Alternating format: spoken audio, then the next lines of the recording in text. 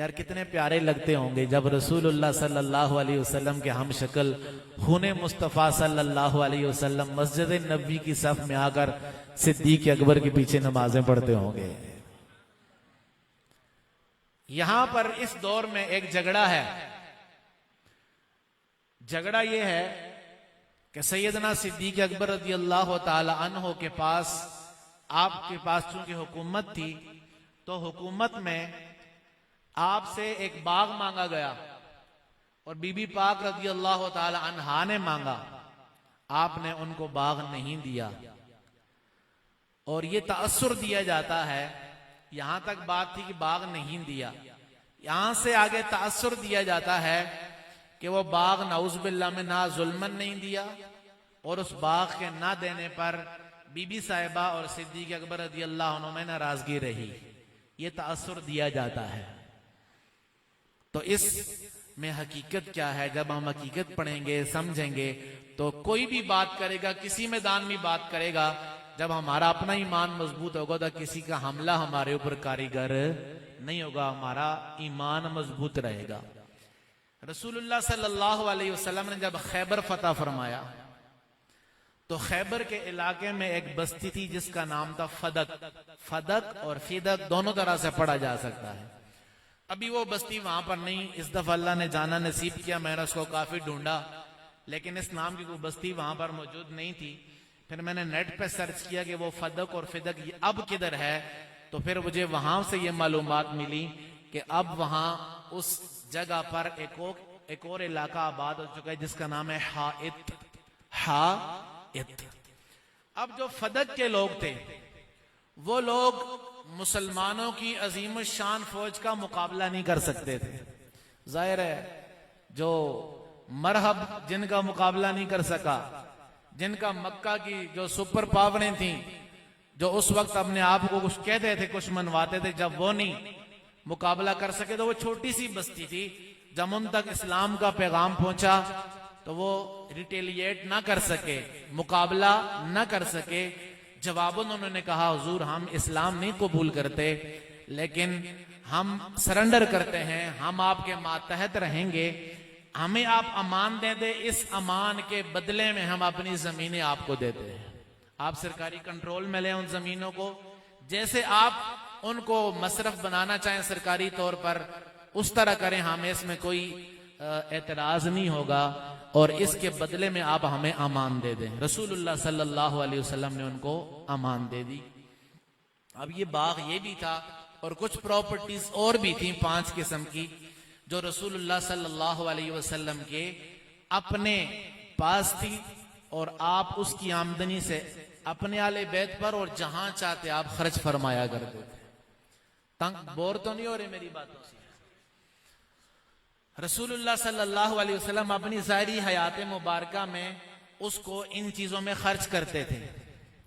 जब हुजूर सल्लल्लाहु अलैहि वसल्लम का विसाल हो गया, अब हुजूर अलैहिस्सलाम के विसाल के बाद सैयदा पाक कितना अरसा जिंदा रही? 6 माह। 6 माह के लगभग अरसा सैयदा पाक दुनिया में रही। इसका मतलब है कि यह मामला 6 माह से भी कम अरसे में पेश आया।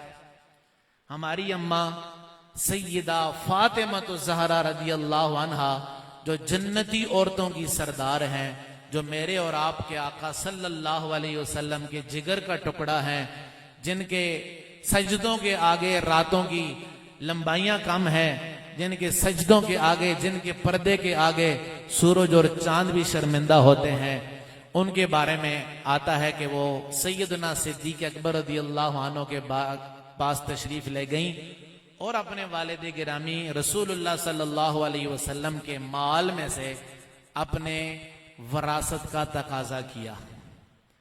हर बच्चा अपने बाप की वरासत में से वारिस होता है। कुरान कहता है यूसिकुमुल्लाहु फी औलादिकुम लिज़्ज़करि मिस्लु हज़्ज़िल उन्सयैन, कि अल्लाह ताला तुम्हें औलाद के बारे में वसीयत करता है। लिज़्ज़करि मिस्लु हज़्ज़िल उन्सयैन पूरे उसूल दिए अल्लाह तबारक व तआला ने सूरह निसा में। उसी उसूल को मद्देनजर रखते हुए सैयदा पाक गई। जनाब सैयदना सिद्दीक अकबर रज़ी अल्लाह अन्हु ने जवाब दिया, अर्ज किया, हुजूर बीबी साहिबा रसूलुल्लाह सल्लल्लाहु अलैहि वसल्लम की हदीस पाक है। आपने इरशाद फरमाया कि हम जो नबी होते हैं, नहनु माशरुल अंबिया, हम जो अंबिया का गिरोह हैं, हम जो छोड़ के जाते हैं वो वरासत में तकसीम नहीं होता। नबियों का माल वरासत में तकसीम, मा तरकनाहु सदकतन, जो हम छोड़ते हैं वो अल्लाह की राह में सदका हुआ करता है। हाँ, हमारी जो वरासत होती है वो दिरहम और दीनार नहीं होते, हमारी वरासत इल्म होती है। तो ये एक उसूल बयान किया सिद्दीक अकबर रदी अल्लाह ताला अन्हो ने। सैयदा पाक रदी अल्लाह ताला अन्हा ने ये हुक्म सुनकर उसके बाद ये नहीं कहा कि ये हदीस आपने कब सुनी कब नहीं सुनी। अब्बू का हुक्म आया और अब्बू इमामुल अंबिया हैं, अल्लाह के रसूल हैं। अब वापस तशरीफ ले गई, ना कोई नाराजगी हुई ना कोई झगड़ा हुआ। और सोच सकते हैं आपके 50 लाख मुरब्बा मील का हुक्मरान था यजीद। यजीद जब तख्त पर बैठा था तो 50 लाख के करीब इस्लामी सुल्तानत थी जिस पर वो काबिज हो गया था। इमाम हुसैन रदी अल्लाह ताला ने ठोकर मारी कि ना मारी? ऑफर थी ना उसकी कि आप मेरे साथ पार्टनरशिप में आ जाएं।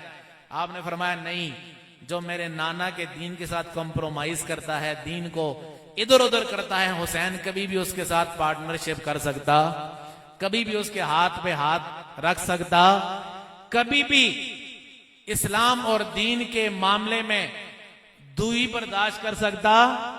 तो जिनका पुत्र माल को खातर में नहीं लाता वो मां क्या माल के लिए नाराज होगी? ये तासुर देगे तो सैयदा पाक की तौहीन की जाती है कि वो माल के लिए नाराज हुई। असल में हदीस पाक के जो अल्फाज हैं जहां से अवाम को मिसगाइड किया जाता है वो ये आता है कि अम्मा जी ने उसके बाद बात नहीं की, अम्मा ने उसके बारे में बात। अब लोगों को यह समझाया था कि सिद्दीक अकबर से बात नहीं की। भाई किस बारे में बात नहीं की? बाग के बारे में दोबारा डिस्कस ही नहीं किया।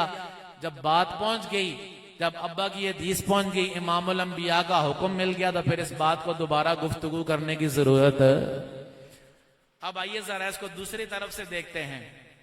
जब बंदा दुनिया से पर्दा करता है तो उसकी औलाद भी वारिस होती है और अजवाज भी वारिस होती हैं।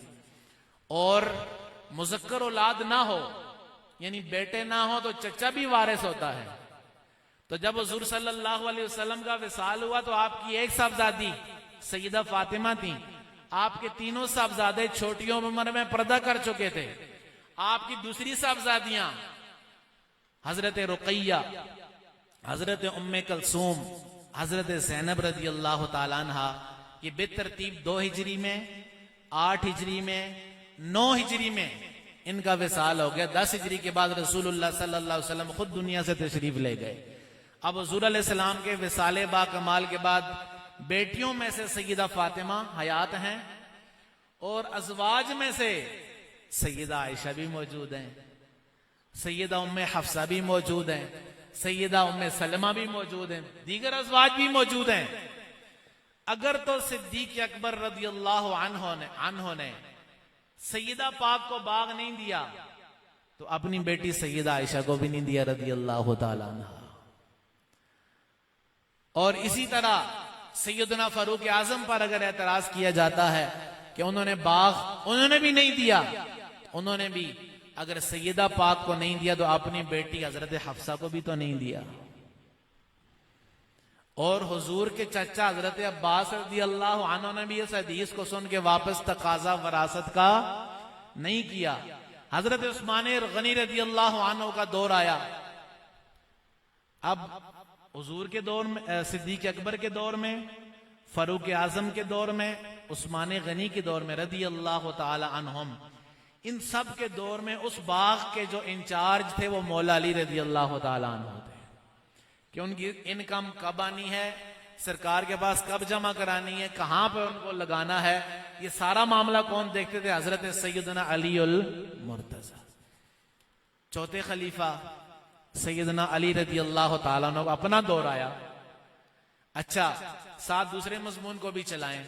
हजरत सिद्दीक अकबर की हुकूमत रही 3 साल और शहजादों की उम्रें कितनी हो गई? 8 और 10 साल सैयदना फारूक आजम रज़ी अल्लाह अन्हु की खिलाफत रही। कितना अरसा? 10 साल और कुछ महीने। शहजादों की उम्रें 18 और 19 साल। इनकी नौजवानियों पर कुर्बान जाएं। कितना मजा आता होगा जब ये अपने बाबा के साथ नौजवानी की उम्र में चलते हुए मस्जिद नबी की पहली सफ में आके नमाजें अदा करते होंगे। जब मस्जिद नबी की सफ में खड़े होकर ये अल्लाह का कुरान पढ़ते होंगे और जब जिहाद के ऐलान के लिए ऐलान होता होगा तो इनके हाथों में तलवारें कितनी सजती होंगी। सैयदना उस्मान गनी रजी अल्लाह अन्हु, हजरत फारूक आजम के दौर में ईरान का बादशाह, उसकी शहजादी कैद होकर आई जंग में।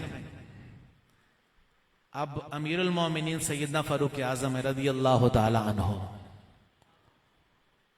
तो शहजादा इब्ने उमर रजी अल्लाह ताला अन्हु, सैयदना अब्दुल्ला बिन उमर हैं, हदीसों के रावी हैं, हुजूर के पुराने साहबी हैं रजी अल्लाह ताला अन्हु।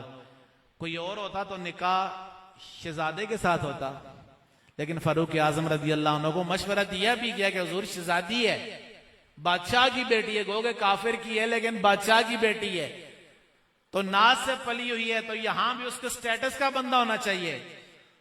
फरमाया हमारे पास अगर शाह है तो फिर रसूलुल्लाह के साहबजादे इमाम हुसैन रदी अल्लाह अन्हु है।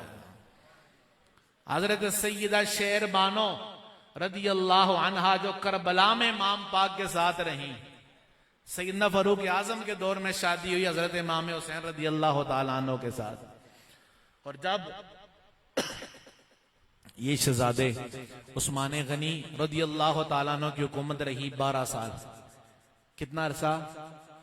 12 साल। शहजादों की उम्रें जी, जरा आपने रियाजी को पक्की करने जो स्कूल में उस्तादों ने पढ़ाई थी, 12 साल सैयदना उस्मान गनी का दौरे हुकूमत हुआ, तो शहजादों की उम्रें जी 30 और 31 साल। 30 और 31 साल।